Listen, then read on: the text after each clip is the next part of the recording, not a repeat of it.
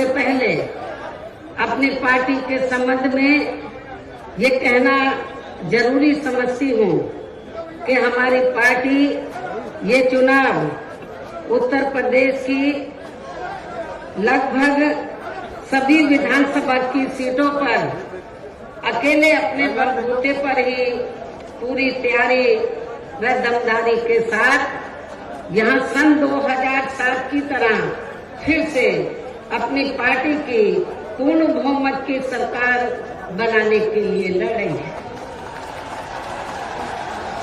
ताकि आपको वर्तमान में भाजपा के चल रहे जातिवादी, संकीर्ण, अहंकारी व तानाशाही वाले शासन से मुक्ति मिल सके। इसके साथ ही हमारी पार्टी ने पूर्व की तरह इस चुनाव में भी बीएसपी से जुड़ने की तादाद को ध्यान में रखकर फिर उसी अनुपात में ही यहाँ सर्व समाज के लोगों को टिकट भी दिए हैं। और अब इस चुनाव में आप लोगों को अपना वोट कांग्रेस, बीजेपी, सपा व अन्य विरोधी पार्टियों को न देकर केवल अपनी एकमात्र हितैषी पार्टी बीएसपी को ही देना क्यों जरूरी है, इसे आप लोगों को समझना होगा। हालांकि इस संदर्भ में आप लोगों को ये मालूम है कि आजादी के बाद शुरू में काफी लंबे समय तक केंद्र व उत्तर प्रदेश सहित देश के अधिकांश राज्यों में भी कांग्रेस पार्टी की ही अकेले यहाँ सरकारें रही हैं, किंतु इनकी गलत नीतियों व गलत कार्य प्रणाली की वजह से ही अब ये पार्टी केंद्र के साथ साथ बहुत पहले ही उत्तर प्रदेश की सत्ता से भी बाहर हो गई है। इसके साथ ही ये पार्टी जबरदस्त जातिवादी होने के कारण शुरू से ही हर मामले में यहाँ दलित, आदिवासी व अन्य पिछड़ा वर्ग विरोधी पार्टी भी रही है और अभी भी है, जिस कारण केंद्र में रही इस कांग्रेस पार्टी की सरकार ने इन वर्गों के मसीहा व भारतीय संविधान के मूल निर्माता परम पूज्य बाबा साहब डॉक्टर भीमराव अम्बेडकर को भारत रत्न की उपाधि से भी सम्मानित नहीं किया था, जिसके लिए वो हर प्रकार से पात्र भी थे। इतना ही नहीं बल्कि इनकी मूवमेंट को आगे बढ़ाने के लिए अपनी पूरी जिंदगी समर्पित करने वाले मान्यवर श्री कांशीराम जी के देहांत होने पर भी केंद्र में उस समय इसी कांग्रेस पार्टी की रही सरकार ने उनके सम्मान में एक दिन के लिए भी राष्ट्र शोक घोषित नहीं किया था, तथा न ही इस पार्टी की रही सरकार ने पिछड़े वर्ग की आरक्षण संबंधी मंडल कमीशन की रिपोर्ट को भी लागू किया था, जिसे फिर बीएसपी ने अपने कड़े संघर्ष व अथक प्रयासों से केंद्र में रही श्री डीपी सिंह की सरकार से ही लागू करवाया था। साथ ही इसी सरकार में ही बाबा साहब डॉक्टर भीमराव अम्बेडकर को भी भारत रत्न की उपाधि से सम्मानित किया गया था, जो इनके अपार अनुयायियों की बरसों से ये दिली चाहत भी थी। लेकिन अब केंद्र व अधिकांश राज्यों की भी सत्ता से बाहर होने के बाद यही कांग्रेस पार्टी खासकर दलितों, आदिवासियों व अन्य पिछड़े वर्गों के वोटों की खातिर आए दिन किस्म किस्म की नाटकबाजी करती रहती है, जबकि इन वर्गों के मामले में इस पार्टी की सच्चाई तो ये है कि कांग्रेस पार्टी जब सत्ता में होती है और इनके अच्छे दिन होते हैं तो तब इस पार्टी को इन वर्गों का विकास व उत्थान आदि याद नहीं आता है, तथा न ही इनको महिलाओं की भी भागीदारी याद आती है। इतना ही नहीं बल्कि इस पार्टी के बाद खासकर यहाँ सपा व बीजेपी आदि की बनी सरकार में भी यूपी की जनता हर मामले में व हर स्तर पर काफी ज्यादा दुखी रही है।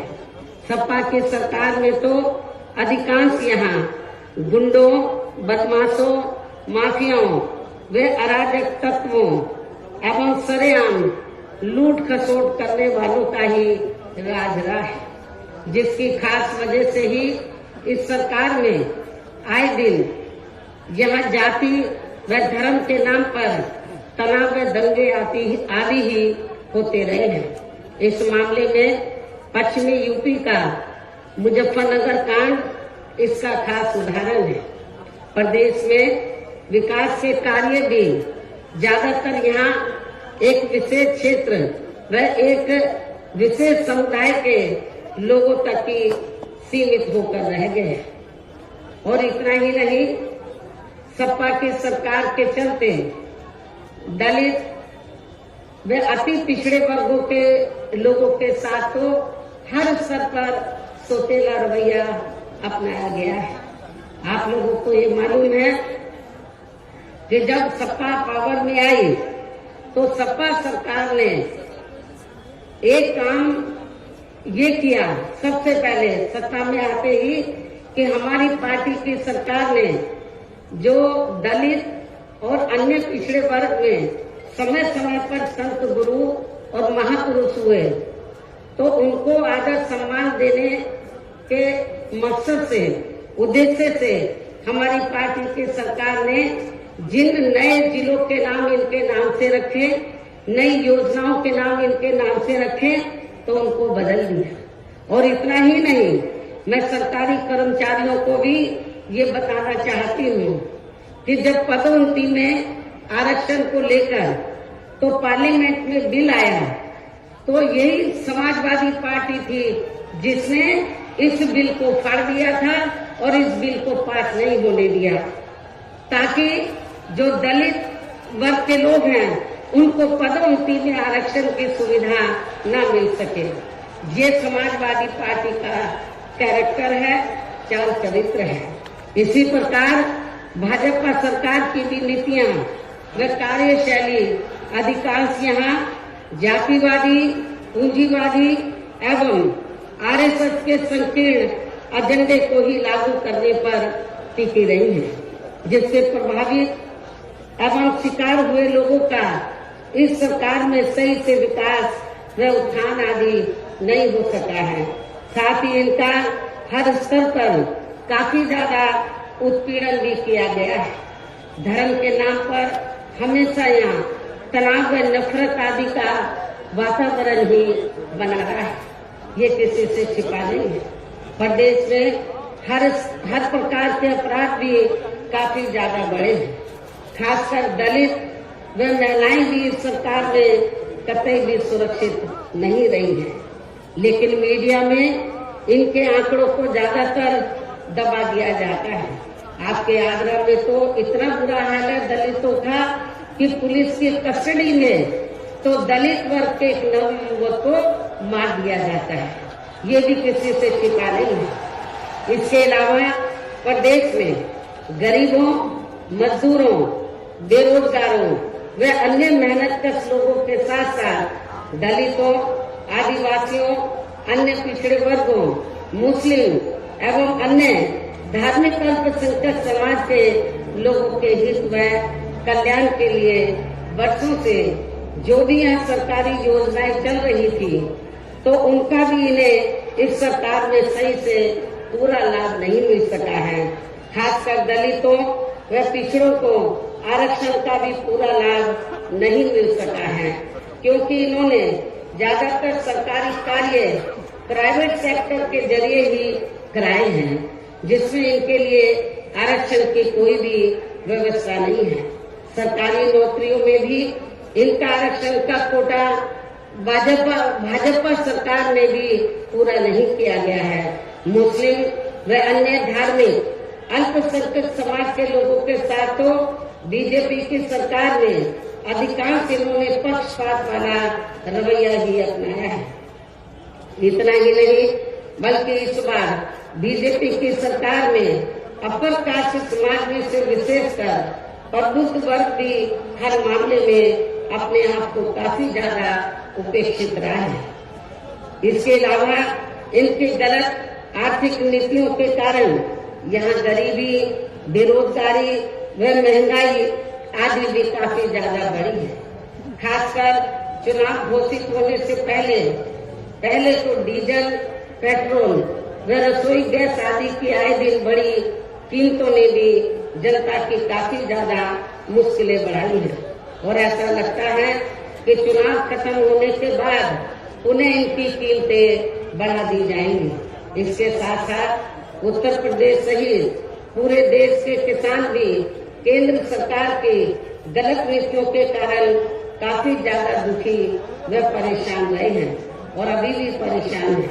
प्रदेश में बेरोजगार लोगों को रोजगार नहीं मिलने के कारण ही ज्यादातर इनको पलायन भी करना पड़ा है। आप लोगों को ये मालूम है, आजादी के बाद कांग्रेस पार्टी लंबे अरसे तक यहाँ सत्ता में रही, लेकिन यहाँ रोटी रोटी के साधन नहीं मिलने के कारण बड़े पैमाने पर इनका पलायन हुआ।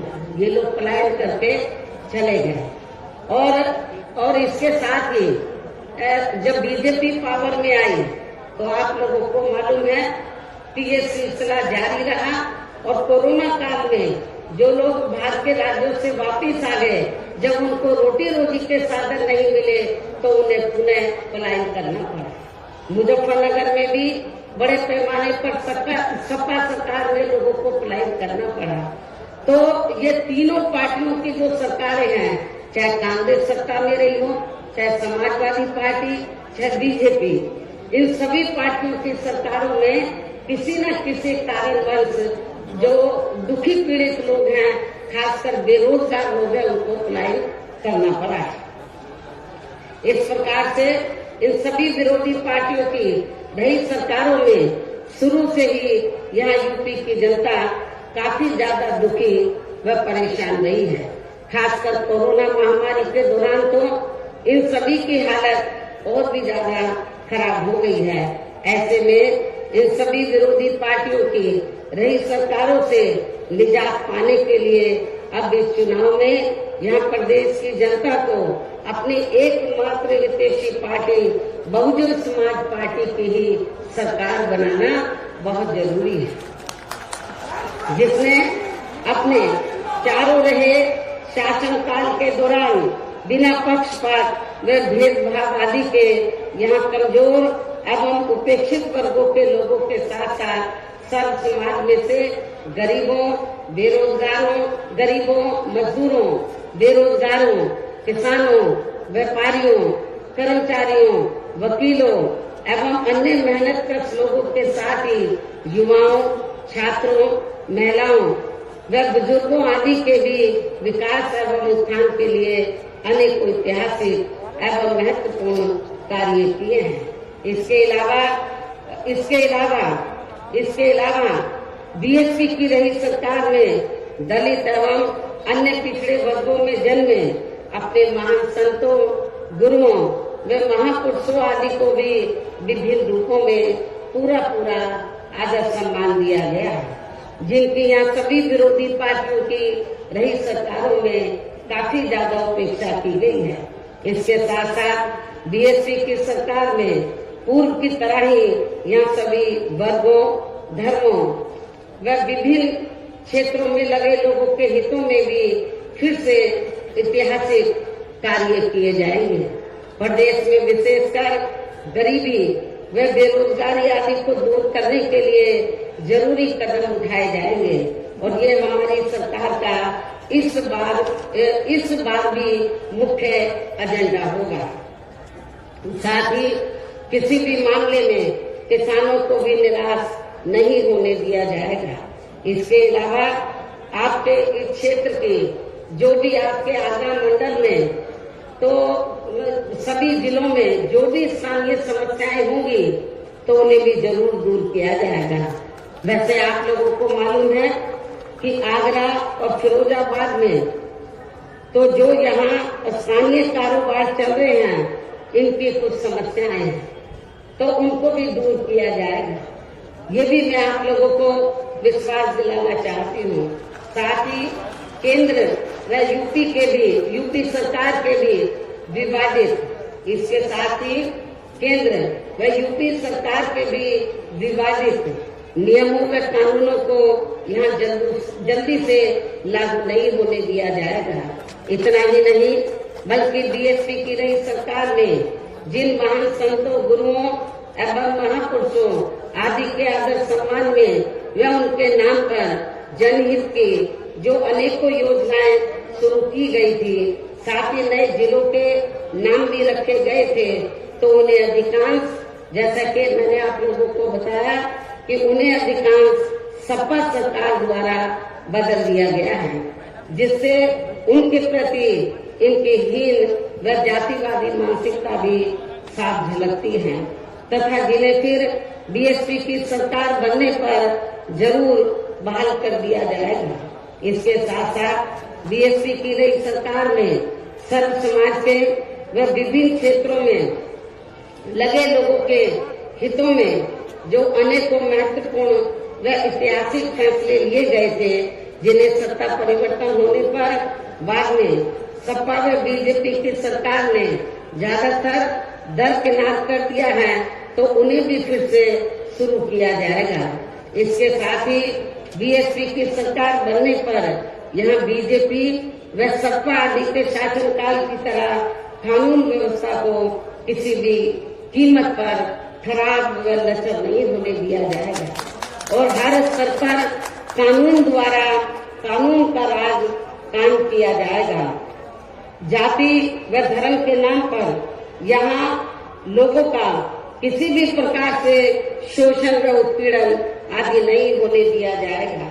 खासकर कानून व्यवस्था को बेहतरीन बनाने के लिए विशेष अभियान के तहत व दलगत राजनीति से ऊपर उठकर यहाँ गुंडों, बदमाशों, माफियाओं व अन्य आपराधिक एवं अराजक तत्वों को भी जेल की सलाखों में ही भेजा जाएगा। जहाँ मेरी सरकार में इनकी जेल के बाहर नहीं बल्कि जेल के अंदर ही सही जगह होती है। इतना ही नहीं, बल्कि जाति, धर्म व राजनीतिक द्वेष की भावना के तहत जिन लोगों को खासकर धरना प्रदर्शन आदि के नाम पर जबरदस्ती गलत धाराओं में फंसाकर उन पर अनेकों केस चलाए हुए हैं वर्तमान भाजपा सरकार में, तो उन मामलों की भी सही से जांच करा के उनके केस भी खत्म किए जाएंगे। अर्थात वर्तमान भाजपा सरकार में प्रदेश की जेलें जो अधिकांश ऐसे लोगों से भर दी गई हैं, तो उन्हें खाली करा के केवल यहाँ आपराधिक तत्वों को ही रखा जाएगा। इसके अलावा प्रदेश में खासकर शिक्षा के क्षेत्र में व अन्य और विभागों के भी कर्मचारी जो आए दिन अपनी मांगों को लेकर धरना प्रदर्शन एवं हड़ताल आदि करते रहते हैं, तो उन सभी मामलों को निपटाने के लिए एक आयोग का गठन किया जाएगा और उनकी सही मांगों को मान लिया जाएगा। इसके साथ ही यहाँ मैं ये भी कहना चाहती हूँ कि कुछ महीने पहले मैंने दिनांक 7 सितंबर को प्रबुद्ध वर्ग की सुरक्षा, सम्मान व तरक्की आदि को लेकर किए गए सम्मेलन में तथा इसके बाद दिनांक 9 अक्टूबर को मान्यवर श्री कांशीराम जी की पुण्यतिथि के मौके पर भी मैंने सर्वजन हिताय व सर्वजन सुखाय को लेकर जो भी कार्य करने के लिए कहा है, तो उन पर भी जरूर अमल किया जाएगा। लेकिन ये सभी कार्य करने के लिए इस चुनाव में यहाँ बीएसपी की सरकार बनाना बहुत जरूरी है, जिसके लिए पार्टी के लोगों को वोट पड़ने तक यहाँ सभी विरोधी पार्टियों के साम, दाम, दंड भेद आदि हथकंडों से भी जरूर सावधान रहना है। और इस मामले में विरोधी पार्टियां चुनाव होने से कुछ समय पहले या चुनाव के दौरान भी खासकर अपने अपने पक्ष में हवा बनाने के लिए मीडिया व ओपिनियन पोल एवं सर्वे आदि का जो बड़े पैमाने पर गलत इस्तेमाल करती हैं तो उससे आप लोगों को बिल्कुल भी गुमराह नहीं होना है। ये बात मैं आपको बार बार कहती रही हूँ और आज फिर दोहराना चाहती हूँ।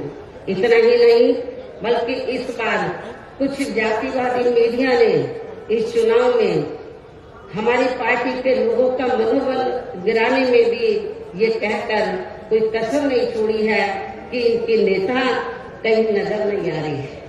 ये आए दिन मीडिया में इसको न्यूज को फ्लैश करते रहे, जबकि इस मामले में हकीकत तो ये है कि देश में शुरू में फैले कोरोना का प्रकोप थोड़ा कम होते ही मैं दिल्ली से लखनऊ आ गई थी और पिछले लगभग 1 साल से मैं लखनऊ में ही रहकर अपनी पार्टी को मजबूत बनाने के कार्य में लग गई थी।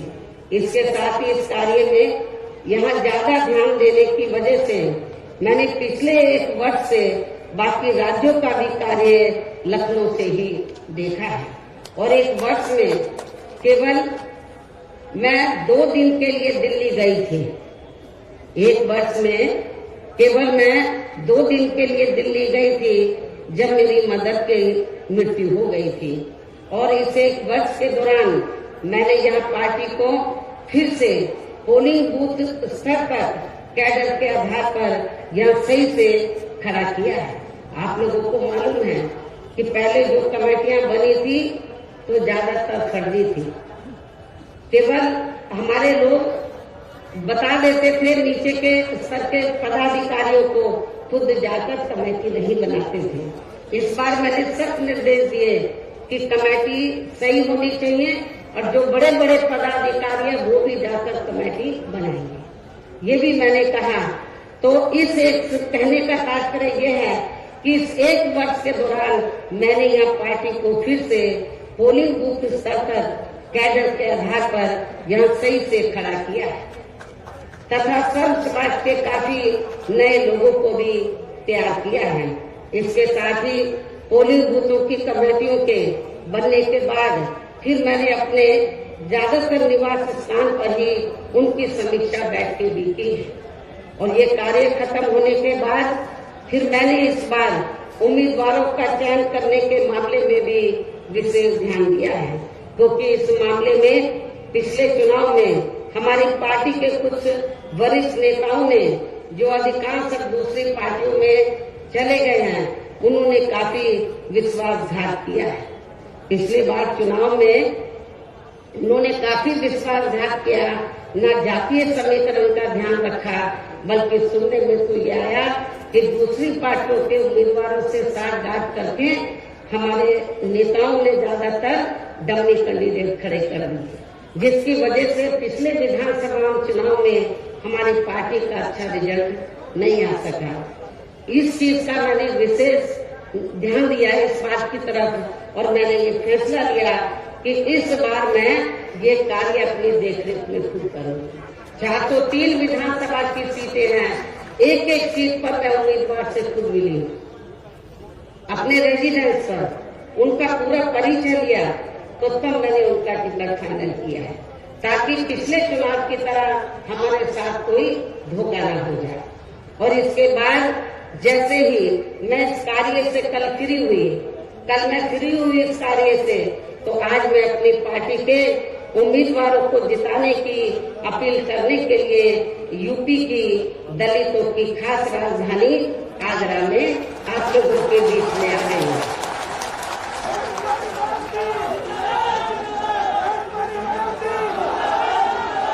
लेकिन मुझे भी पूरे यूपी में अपने खासकर दलित वर्ग के लोगों पर ये नाज है कि वे मीडिया के दुष्प्रचार पर कि इनके नेता कहाँ हैं उससे कतई भी गुमराह नहीं हुए और अपने कार्य में पूरे जी जान से डटे रहे, जिसके कारण इस दौरान बाकी जातियों के लोग भी बीएसपी में बड़े पैमाने पर जुड़े हैं। जब वीकर सेक्शन के लोग, दलित वर्ग के लोग बड़े पैमाने पर कैडर के आधार पर जुड़े, जिसकी तरफ मैंने विशेष ध्यान दिया, तो फिर जो बाकी जातियां वो भी बड़े पैमाने पर बीएसपी में जुड़ी है। और अब इस बार चुनाव में फिर से मैं मीडिया बंधुओं को ये बताना चाहती हूँ, जो ये गलत खबर दिखाते रहे कि बहन जी की तरह है, बहन जी इसी काम में लगी थी। इनको मैं बताना चाहती हूँ चुनाव की तैयारी में लगी हुई थी। और अब मैं मीडिया बंधुओं को ये बताना चाहती हूँ कि अब इस बार चुनाव में फिर से सन 2007 की तरह बीएसपी का चौंकाने वाला रिजल्ट आएगा। ये भी मैं मीडिया बंधुओं को बताना चाहती हूँ। आप लोगों को याद होगा कि जब सन 2007 में विधानसभा का आम चुनाव हुआ था, तो उस दौरान मीडिया इस बात के चुनाव की तरह बीएसपी को कहीं आंकता नहीं था। और बीएसपी के बारे में क्या बोलता था, इनका ओपिनियन पोल, सर्वे आदि क्या बोलता था कि बीएसपी तीसरे नंबर पर रहेगी। जब रिजल्ट आया तो बीएसपी नंबर 1 पर आई और एब्सोल्यूट मेजॉरिटी की सरकार बनी। और मुझे तो लग रहा है ऐसा इस बार भी होने वाला है। मीडिया का ओपिनियन पोल, सर्वे आदि धरा का धरा रह जाएगा। इसके साथ ही मैं आप लोगों को ये भी कहना चाहती हूँ कि आप लोगों को पूर्व की तरह इस चुनाव में भी विरोधी पार्टियों ने विभिन्न रूपों में जो अपने हवाई व प्रलोभन भरे चुनावी घोषणा पत्र आदि जारी किए हैं, जिन्हें सत्ता में आने के बाद ये पार्टियां अधिकांश अमल में नहीं लाती हैं, तो उनके बहकावे में भी आपको कतई नहीं आना।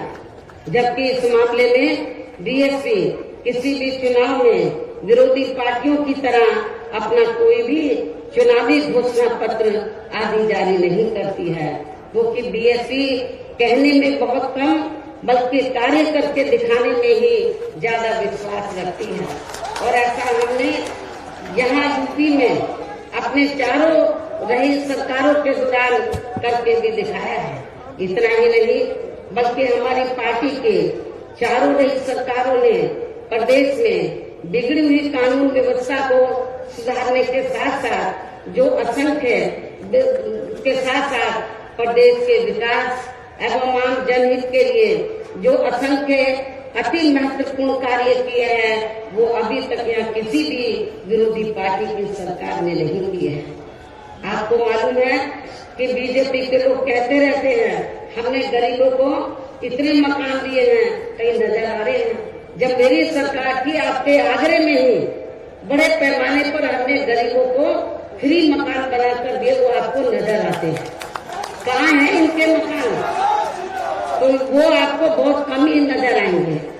बल्कि और इतना ही नहीं, तो मैं जैसा कि आपको बताया कि हमारी सरकार ने प्रदेश के विकास एवं आम जनहित के लिए जो असंख्य अति महत्वपूर्ण कार्य किए हैं, वो अभी तक यहाँ किसी भी विरोधी पार्टी की सरकार ने नहीं किए हैं।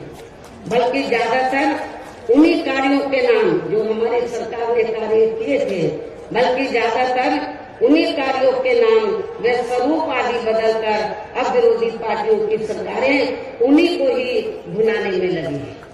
लेकिन उन कार्यों के प्रति इनकी नियत व सोच सही नहीं होने के कारण उसमें भी ये पार्टियां ज्यादा सफल नहीं हो पा रही हैं।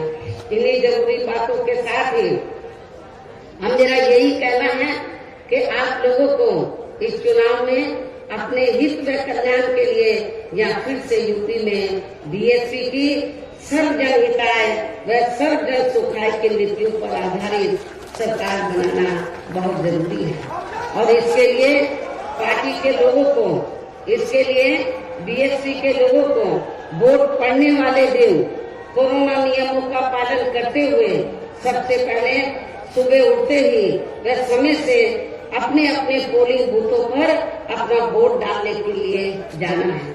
वोट वाले दिन याद रखो, बहुजन समाज पार्टी के लोगों जो बीमार हैं, बुजुर्ग हैं, उनको छोड़कर जो बाकी लोगों को उस दिन आप लोगों को उपवास रखना है। कब तक? जब तक आप लोग अपने अपने पोलिंग बूथों पर वोट डालकर अपने घरों में वापस नहीं आ जाते। और इस मामले में हमारी जो महिलाएं हैं वो भी पीछे नहीं रहेंगी। ये भी मैं बताना चाहती हूँ। तो सुबह उठते ही सबसे पहले अपने अपने पोलिंग बूथों पर आप लोगों को वोट डालने के लिए जरूर जाना है। इसके साथ ही आपका वोट अन्य कोई व्यक्ति डाल न सके, इसका भी आप लोगों को खुद ही ध्यान रखना है। इसके साथ साथ अपनी पार्टी का कोई भी वोट पड़ने से ना रह जाए, तो उसका भी पार्टी की हर पोलिंग बूथ की कमेटी को विशेष ध्यान रखना है। और अब अंत में मेरी बीएसपी के लोगों से यही अपील है कि पार्टी ने या आपके क्षेत्र में, आपके आगरा मंडल में जिन भी विधानसभा की सीटों पर अपने उम्मीदवारों को चुनाव के मैदान में उतारा है, जो यहाँ आपके बीच में मौजूद भी है। हमारे आगरा मंडल के जो प्रत्याशी हैं, तो जहाँ जहाँ से भी वो चुनाव लड़े हैं, तो जिनको हमने चुनाव के मैदान में उतारा है, ये आपके सामने जो स्टेज बना है, आपके बीच में यहाँ खड़े हुए हैं और आप लोगों से वोट की अपील कर रहे हैं। और बीएसपी के जो ये उम्मीदवार हैं, तो इनको जिताने के लिए आप लोगों से अपील कर रहे हैं। जो यहाँ आपके बीच में मौजूद हैं, तो उन्हें आप लोगों को वोट वाले दिन अपनी पार्टी के हाथी चुनाव चिन्ह के सामने वाले बटन को दबा के जरूर जिताना है। बीएसपी का चुनाव चिन्ह क्या है? हाथी। और आपकी आबादी हाथी की तरह विशाल है। आप लोगों को अपनी विशाल आबादी को ध्यान में रखकर, आपका वोट बहुत ज्यादा है, आप लोगों को हाथी चुनाव चिन्ह के सामने वाले बटन को दबाकर इनको जरूर कामयाब बनाना है। अपनी पार्टी के लोगों को, जो जिम्मेवार लोग हैं, उनको ये बताना है, इस क्षेत्र, इस मंडल के लोगों को, कि बीएसपी ने अपनी सरकार के दौरान जो कार्य किए हैं, मेरे ख्याल आजादी के बाद किसी भी पार्टी की सरकार ने उतने कार्य नहीं किए हैं। चाहे डेवलपमेंट का मामला है, चाहे लॉ एंड ऑर्डर का मामला है।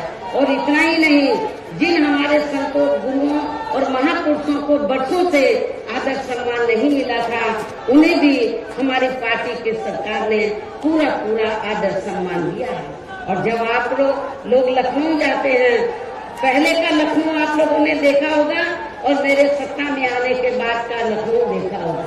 लोग बाहर के राज्यों से आते हैं, विदेशों से आते हैं, कहते हैं कि ये तो लखनऊ की तस्वीर बदल गई, लखनऊ की तस्वीर बदल गई।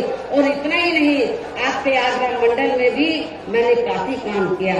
लोग कहते हैं कि मथुरा धार्मिक स्थल है, मथुरा जिला में मंदिर है, मस्जिद है, गुरुद्वारे हैं, बौद्ध विहार है, सब हैं, लेकिन उस धार्मिक स्थल को, उस जिले में विभिन्न धर्मों को मानने वाले लोग रहते हैं, विभिन्न धर्मों के, लेकिन उस जिले का जो थोड़ा घना विकास हुआ मेरी सरकार में हुआ, उसके बाद मथुरा जिले का कोई विकास नहीं हुआ है।